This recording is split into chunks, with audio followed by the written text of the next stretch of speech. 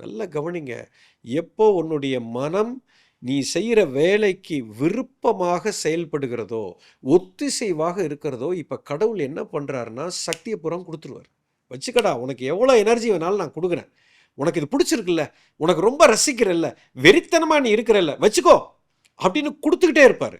ஆனால் எப்போ நீ ஒரு செயலுக்கு ஒரு வெறுப்பை கொண்டு வந்துட்ட, ஒரு ரெசிஸ்டன்ஸ் உனக்கு வந்துருச்சுனாலே உன் சக்தியை படம் பிடுங்கிடுவார்.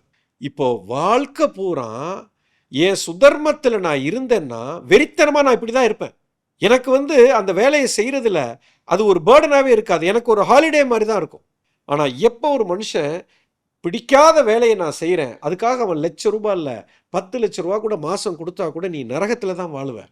உனக்கு சக்தியே இருக்காது, நீ உச்சக்கட்டத்தை அடையவே முடியாது. ஏன்னா உச்சக்கட்டத்தை அடையணும்னா உனக்கு அபரிதமான சக்தி வேணும். இன்னைக்கு ஒரு கிரிக்கெட்டர் இருக்காரு, ஒரு டெண்டுல்கர் இருக்காரு, ஒரு மகேந்திர சிங் தோனி இருக்காரு, இல்லைன்னா ஒரு கோலி இருக்கா. அப்படி அந்த கிரிக்கெட்டுங்கிற விஷயத்தை தவிர அவங்களுக்கு வேற ஒன்றுமே கிடையாதுங்க.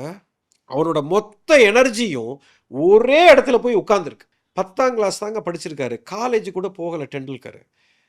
இன்னைக்கு மிகப்பெரிய ஒரு சாம்ராஜ்யத்தையே உருவாக்கிட்டார். அவருக்கு பேர் வரும், புகழ் வரும், பணம் வரும், பவர் வரும், அன்பு வரும், உலகமே உங்க பின்னாடி வந்து நிற்கும்.